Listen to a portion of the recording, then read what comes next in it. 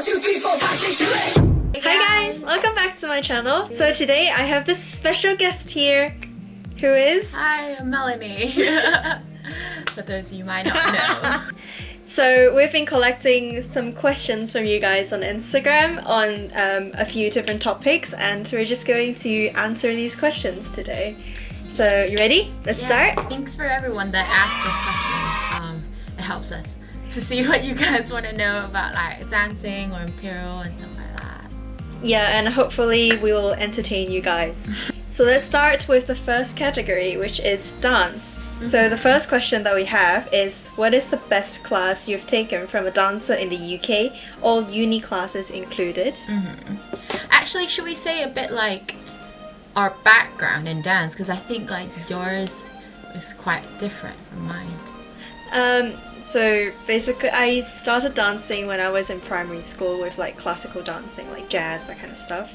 And I only started with hip hop when I went into secondary school, and I got into crew when I came to uni, and that's where I really started like drilling my foundations and started to improve, if I may say so myself. So yeah, that's where I am right now. So I started dance when I was in uni, so I've only really done like hip hop ever, and then I don't have the foundation that like a lot of other dancers that I meet get to have, so I'm very jealous of them sometimes. Same with crew in first year, and then so it's been 5 years since. Cool. We met in crew. She's my mama. Okay. But yeah, so what would you say is your best dance in UK though? I would say, like, not specifically, but then like anything that the teacher insists that you can't market. Like, do you get what I mean? So this happens to a lot of like commercial classes that we go outside, where the teacher will be really strict on you for the whole like 1.5 hours and be like, every time you do the dance, you can't be just marking, you have to go full out, because then that's when you know how your body moves. Yeah, I think so as well, because sometimes when you got lazy in a class and you're just like marking, and when you go full out and you're like, my body, it's not used to this. Especially and you like, mess up and stuff like that. Yeah, especially when you have so many people around you in those classes, and then you're used to just doing small movements, and then you go full out, you actually hit everyone around you, so you have to not be lazy.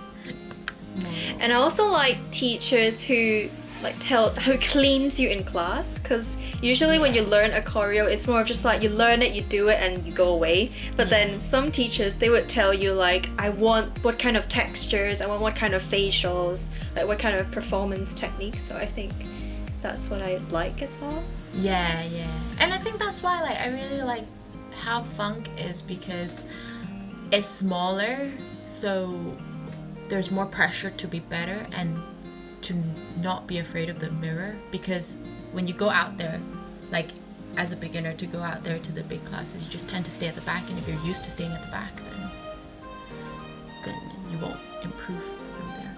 Yeah, especially if you can't see yourself, then how are you supposed to know? Yeah, like in your head, you look so good, and then like you look at the mirror, and it's like, what? So second question, how are you going to stay in touch with FuNkoLoGy now that we've both graduated-ish? Do you want to start? I definitely want to stay in touch with FuNkoLoGy, but it's going to be hard in a way that I'm not sure where I'm going next for my career. If I get to stay in London, then definitely, for sure, I would love to, I don't know, come teach classes or attend classes or just join battles and stuff. But if I don't get to stay in London, it will be quite difficult. So, don't know. Yeah, 100%. Like, agree. Like, I'm really lucky that I'm still like in UK. Like, if not in London, in the UK, I can still like visit. But if I was back in Hong Kong, I think it'll be really difficult. But I think with what the lockdown is pushing, like all these industries to move online, and like I love how there's like online classes now. But then like we wouldn't have ventured into this kind of opportunity if it wasn't because of the lockdown. So it's one thing to be thankful for, that we're all inside. Next question. So how do you balance Imperial, dance, and other social life, if any? Actually, it's, the person who asked me that question, I was like, short answer, you don't have a social life outside your dance circle. That is kind of true. It's kind of true because not only do we dance with these people, we also like do the other like dinners or going out and stuff like that. So it's not like we're antisocial, we still socialize, but just with the same people that we dance with. Okay, back to the question, what was it?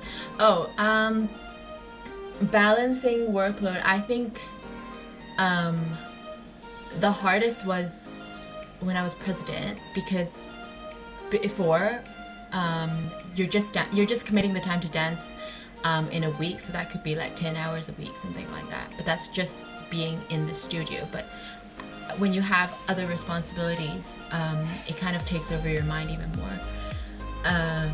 But I'd actually find that dance makes you a lot more concentrated in your work, because you know that like half your day, let's say the later half of your day is going to be gone, then you would wake up early in the morning, you have to do what you have to do, you can't procrastinate, and it makes you like really disciplined, which I kind of miss now that I'm not like training in funk anymore, because I do miss like having the schedule, the routine, and the discipline that you have to work when you need to, and yeah.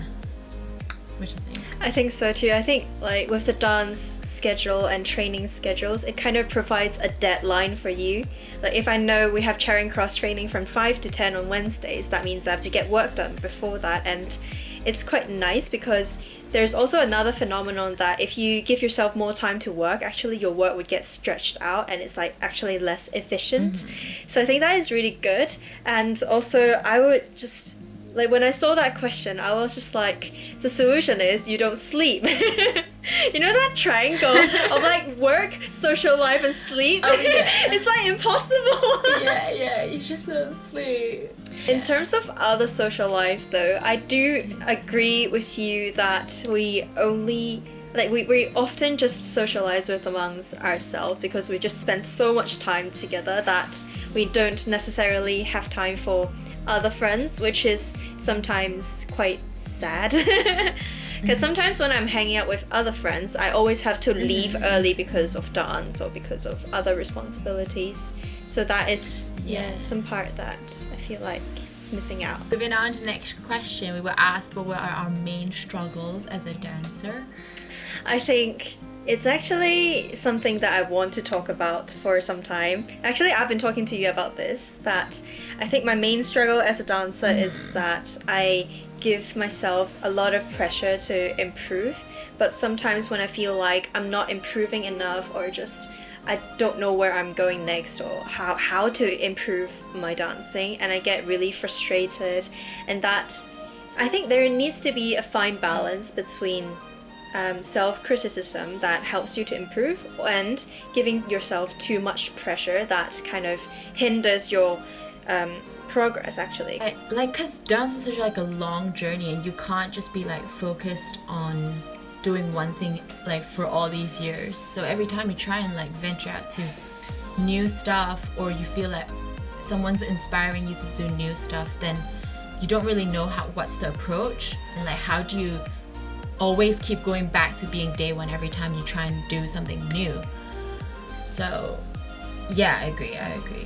It's really I think it's actually a good thing though that you get to be a beginner again, because it kind of stimulates your mindset to be like humble and be like, I need to improve, that kind of thing. I think my biggest struggle was like, it's kind of similar to yours, but in a way that's like to find your own niche. Because if you don't, like, before you realize how to move your body comfortably, you feel like, oh, I should be doing the styles that my friends are doing, or I should be doing what these YouTube videos are doing. And then if that's actually completely out of your style, you end up being like self-criticizing a lot of the time. But then when you do find like the kind of path to go down, then you're more like you improve faster that way, because like that's what your body is telling you to do.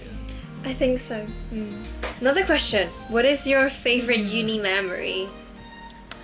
I think this, I'm not sure if it's the same for you, but it has to be around dance, because dance is such a big part of uni. I feel like my degree was like my part-time job and dance was my full-time job. I think one was winning Loughborough in 2017. That was massive. It's not really just like the winning of it, but then like the emotions, the roller coaster of emotions that kind of was building up to it, because Loughborough was such a big competition. And we trained so hard for it. Yeah. Which was and probably going on like crew trips like Edinburgh, Manchester. Those are so fun. Get to like live in hostels, really get to know the people more. Actually, now that you're talking about trips, I would definitely say my favorite uni memories is actually summer. Like when we traveled to Ireland, when we traveled to Malta. Oh, it's so good. Yeah. Oh, and Frankfurt as well. Oh, those are so good. And definitely dance. It's my favorite uni memory as well. Although there are ups and downs in dance, but then in general, overall, like the memory is good, and it's very emotional now that I think about it. Honestly, I wouldn't know how my uni life would be without dance. Yeah, that's why I say it's our full-time job. But what you were saying about Frankfurt is like, it's kind of like, I really like the way that we maintain our friendship with the other girls as well, because it's kind of like the long distance relationship thing where you need to have like milestones to look forward to. And then I remember us planning Frankfurt like the moment that like the new year started, the new academic year started, and when I started working, we started planning Frankfurt already. So like Yes. it felt like really close immediately, and yeah, I think it's really important that we plan stuff like that for our friends. We should plan our next trip soon.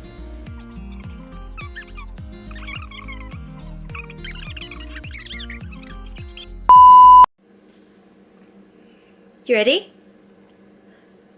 1, 2, 3, roll! Hi guys! Welcome back to my channel. Today we have this